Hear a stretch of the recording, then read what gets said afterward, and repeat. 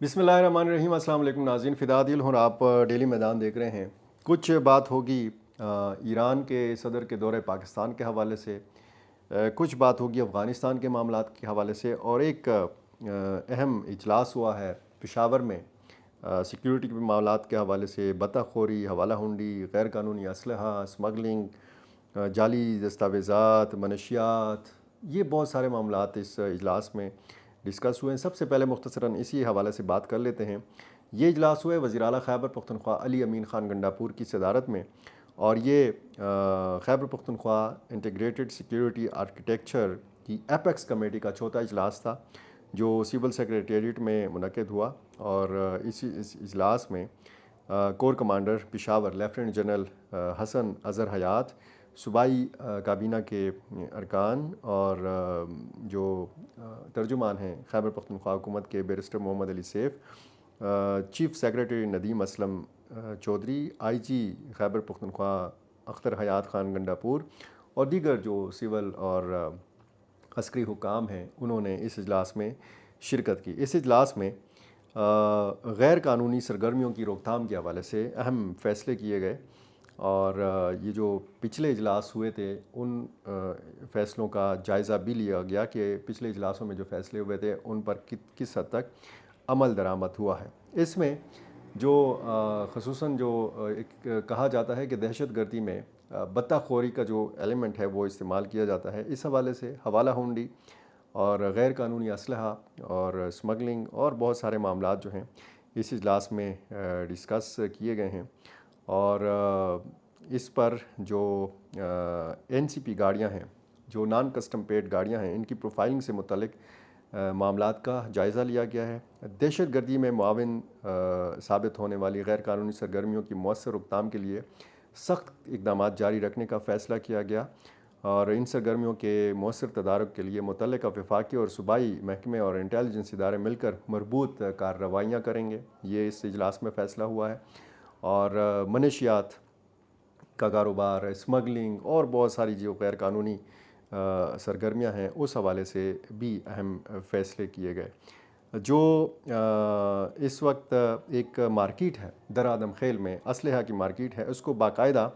باضابطہ طور پر ایک صنعت کا درجہ دینے پر غور و خوض کیا گیا، اور بہت جلد اس حوالے سے بتایا گیا کہ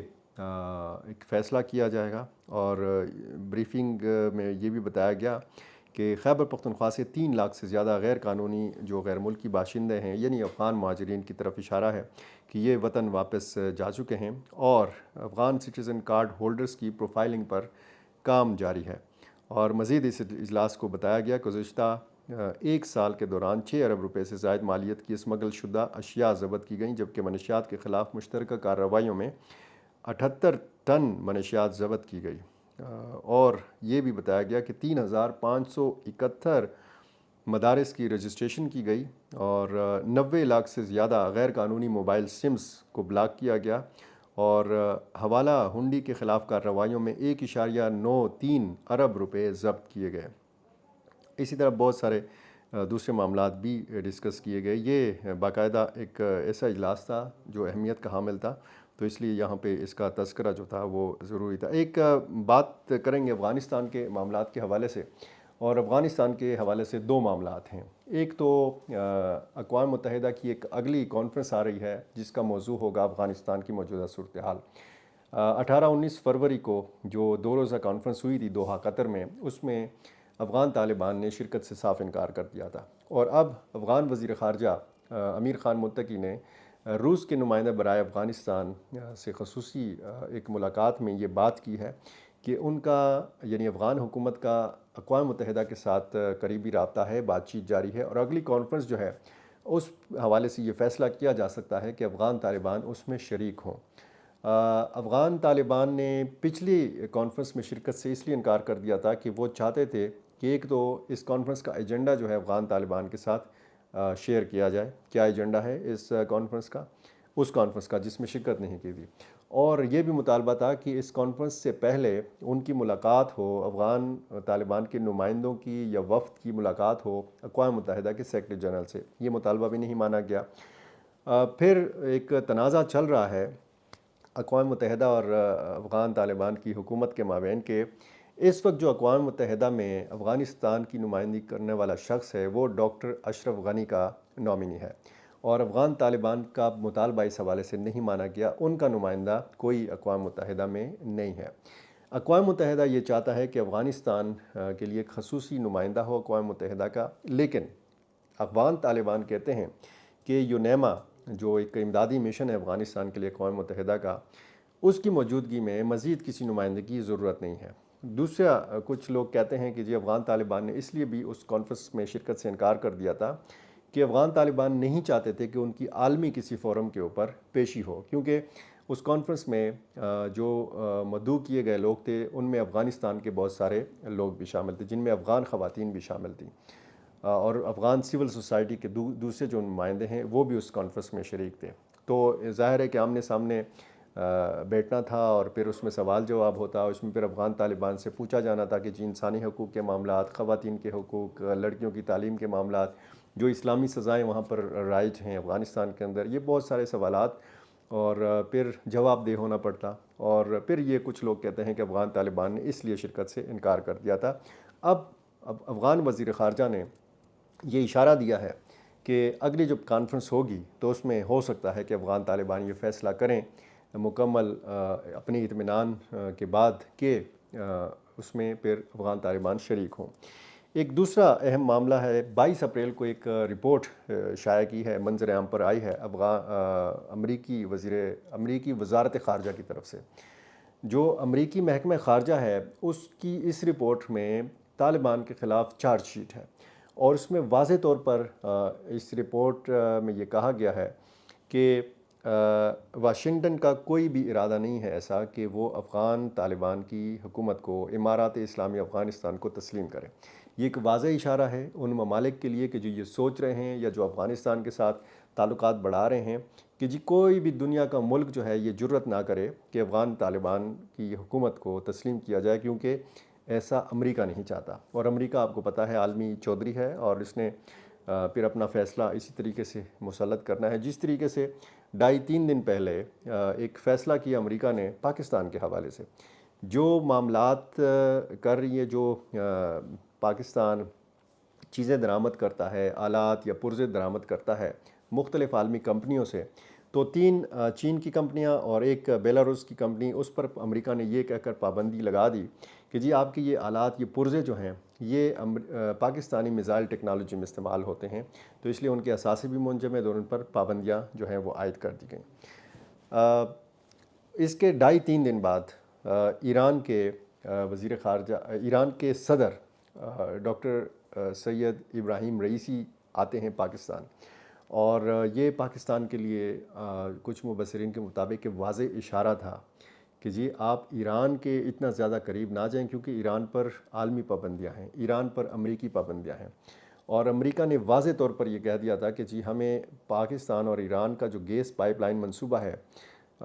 یہ ہمیں پسند نہیں ہے۔ اور اس حوالے سے آپ دیکھیں کہ 2 دن سے جب میں مصروفیات دیکھ رہا ہوں، جو میڈیا کے سامنے اپیئرنس ہیں، جو میڈیا کے سامنے باتیں ہیں، جو پریس کانفرنس ہے یا جو خطابات ہیں، ان میں کہیں بھی آپ کو Pakistan Iran gas pipeline منصوبے کا ذکر نہیں ملتا۔ کچھ ماہرین، کچھ مبصرین، تجزیہ کار جو ہیں اس حکمت عملی کو بہت شاندار حکمت عملی کہتے ہیں کہ اس پر اوپن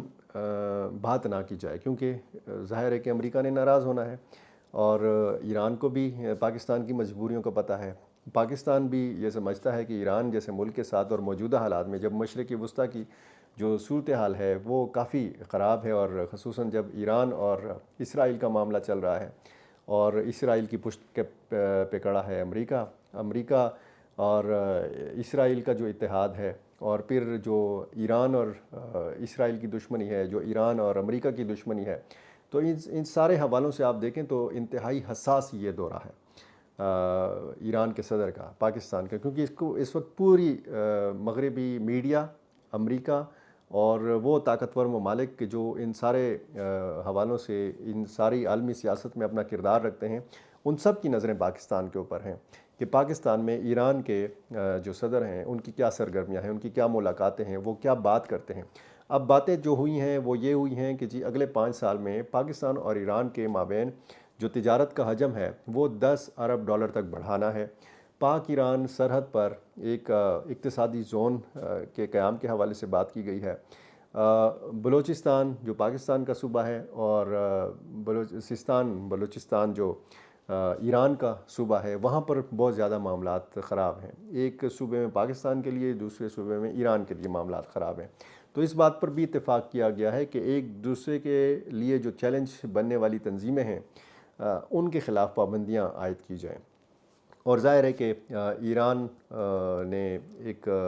حمایت بھی حاصل کی ہے پاکستان کی، بظاہر یہی لگ رہا ہے غزہ کی صورتحال کے حوالے سے، اور اسرائیل کے ساتھ جو تنازع ہے اس تناظر میں اگر بات کی جائے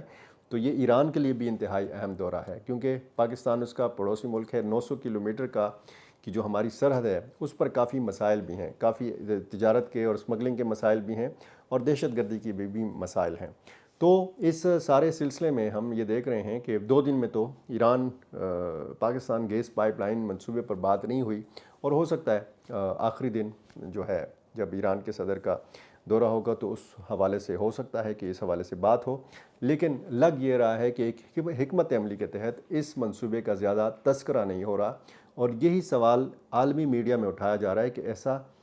کیوں کیا جا رہا ہے، کیونکہ ظاہر ہے کہ جیسے میں نے وضاحت کر دی کہ جی پاکستان کے بھی حق میں ہے اور ایران کے بھی حق میں ہے کہ اس حوالے سے زیادہ بات نہ کی جائے۔ بہرحال ایک اچھی پیش رفت ہے، ایک خوشگوار تعلقات جو ہیں وہ بڑھے ہیں، تعلقات مضبوط ہوئے ہیں ایران اور پاکستان کے۔ دیکھنا اب یہ ہے کہ ایران کے صدر کے دورے پاکستان کا اس کے بعد نتیجہ کیا نکلتا ہے۔ بہت شکریہ۔